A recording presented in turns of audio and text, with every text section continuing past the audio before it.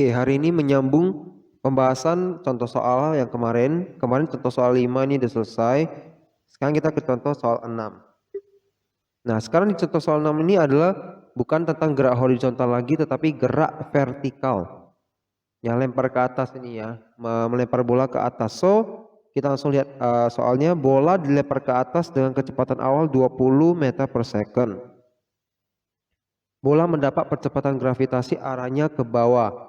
Nah, di sini percepatan gravitasi ini juga adalah percepatan ya, A itu yang kita pakai selama ini. Di soal yang kalau begini, yang melempar bola ke atas atau ke bawah, nah itu percepatannya jadi percepatan gravitasi, yaitu nilainya 10, ya otomatis. Karena gravitasi itu ya nilainya biasanya 9,8 atau biasa dibulatkan jadi 10 agar hitungan lebih gampang. So artinya di soal ini nanti A-nya otomatis 10 ya. Nah itu gampangnya dari soal yang begini, yang lempar ke atas, lempar ke bawah. Nah, berapakah tinggi maksimal bola? Pertanyaan pertama. Berarti itu nanti kita cari S-nya atau delta X-nya. Ya kan jarak ya. Nah, tapi karena dia vertikal gitu, jaraknya menjadi tingginya kan gitu. Kemudian pertanyaan kedua, berapa kecepatan bola saat mencapai tinggi maksimal? Oke. Berapa waktu yang diperlukan untuk mencapai titik tertingginya? Oke. Nah, di sini kita bisa lihat ya. Nah, di sini ditulis A sebenarnya negatif 10 ya. Sekali lagi 10 tadi adalah gravitasi bumi. Jadi A-nya ini adalah percepatan gravitasi. Nah, kenapa negatif? Karena dia ya lemparnya ke atas melawan gravitasi. Gravitasi harusnya ke bawah. Jadi kalau bendanya itu jatuh ke bawah, A-nya 10. Kalau lempar ke atas, A-nya negatif 10, maksudnya gitu. Ya, itu masalah arah saja. Benar V0 20 meter per second ya, kecepatan awalnya tadi.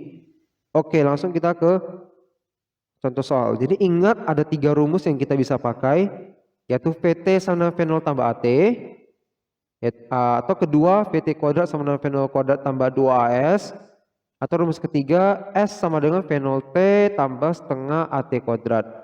Jadi kita pakai yang mana ini?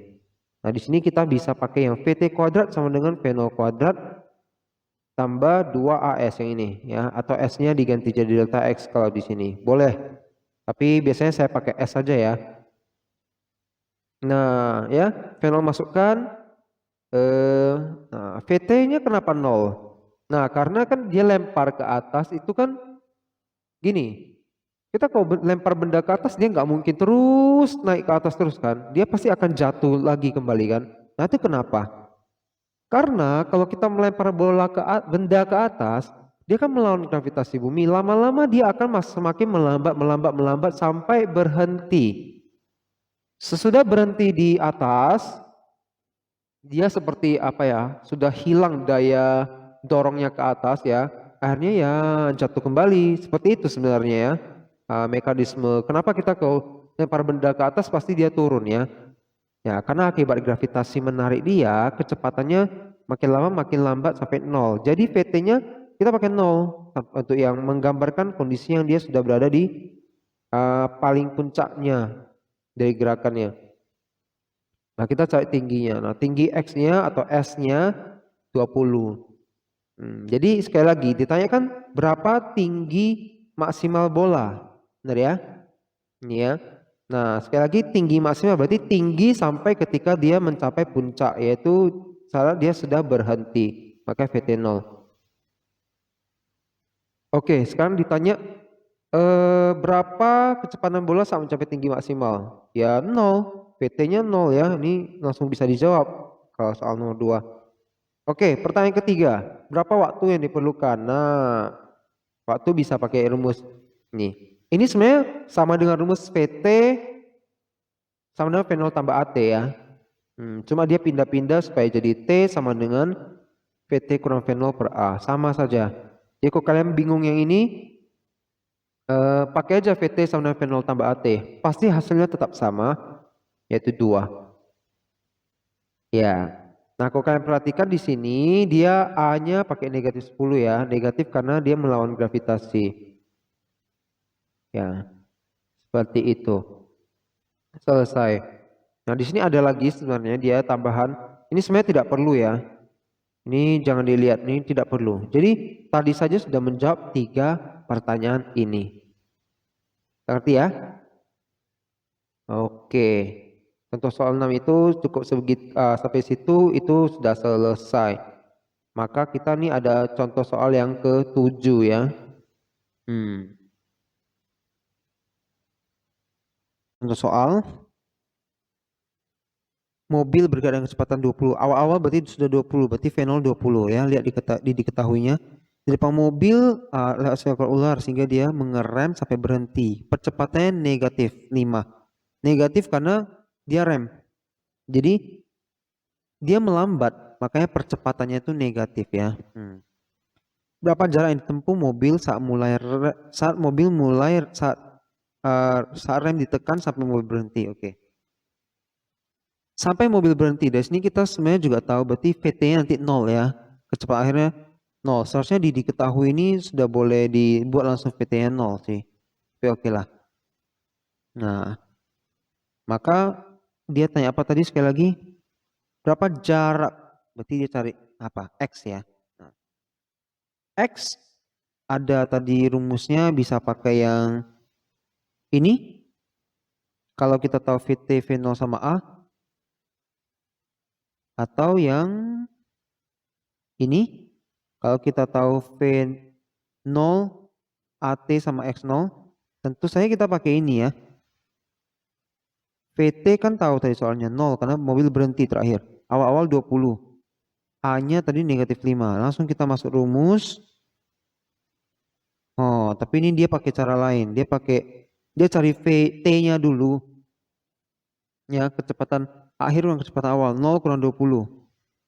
Dapat T-nya 4. Oke, kemudian apa yang dilakukan? Oh, ini dia. Ini yang tadi V kuadrat sama dengan V0 kuadrat ya, tambah 2A X ya, yang ini ya yang saya bilang tadi. Mana? Yang rumus ini. Ya, benar dia pakai. Karena kita punya semuanya, punya VT 0, V0 20, A-nya negatif 5. Jadi X-nya 40 ya. Jadi kenapa dia cari T ya? Ini untuk apa ya?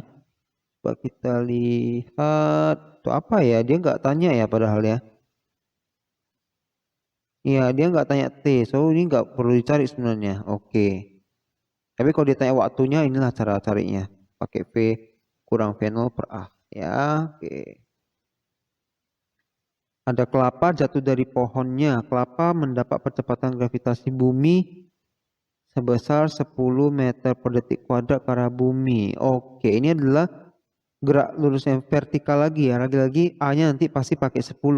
Ya. Dan karena ini tentang kelapa yang jatuh, berarti sesuai tidak melawan gravitasi, mengikuti gravitasi, maka plus positif 10 nilainya. Ketinggian power 10, berarti X10. Berapakah kecepatan partikel saat sampai di permukaan tanah? Oke.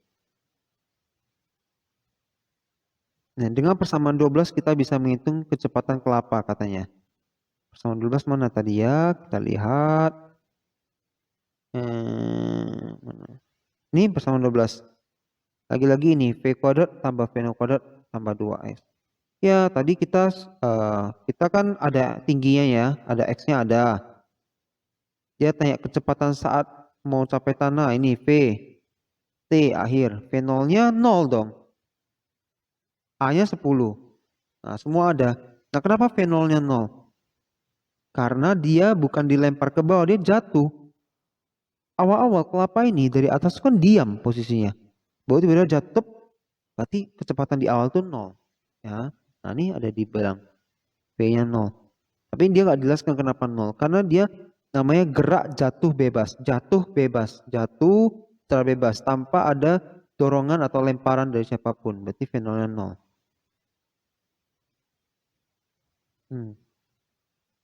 Oke, ini. Iya. Ini kita boleh skip saja dulu untuk yang limit ini. Tidak begitu perlu.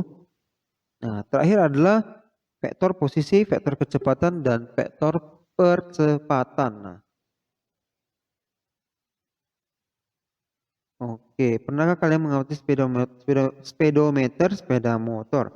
Apa yang tercatat? Nah, kelajuannya. Arahnya bagaimana katanya?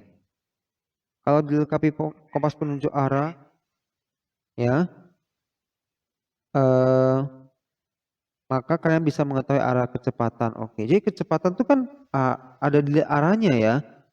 Jadi, oke, sepertinya saya tidak akan begitu bahas ini di sini ya. Kurang cocok dengan apa? Mungkin ini lebih cocok di lain kesempatan di pembahasan bab yang lain. Tetapi yang bisa saya katakan yang penting dari sini adalah gini. Lihat di bawah ini. Vektor kecepatan partikel mungkin berubah-ubah. Oke. Nah, jadi kecepatan kalau dia ada berubah-ubah nih arahnya, kecepatannya nanti bisa diuraikan ke dalam kalau digambar dalam grafik bisa ke sumbu X, sumbu Y dan terakhir sumbu Z. Nah, sumbu X dan sumbu Y kalian udah biasa tahu ya. Yaitu Y itu adalah ke atas bawah. Ya, X itu adalah kiri kanan, benar ya. Z itu apa? Z itu yang 3 dimensi yang dia dari misalnya dari titik ini dia condong keluar atau masuk ke dalam. Kalian bisa coba Google, tulis grafik atau koordinat Cartesius X, Y, Z untuk lihat gambarnya. Tapi gini, intinya setelah berbagai kecepatan, ada beberapa kecepatan yang arahnya beda-beda, setelah diuraikan ke sumbu X, Y, dan Z, maka tinggal sudah dapat Vx, V, Vj tinggal masuk rumus untuk mencari total dari V-nya. Ini seperti mencari resultan gaya yang mungkin kalian harusnya sudah pelajari di kelas berapa gitu ya. Jadi ini tidak terpakai di bab ini. Jadi ini hanya tambahan ya. Nanti ketika ada bab yang lebih cocok kita bahas benar-benar lebih mendalam. Itu oke.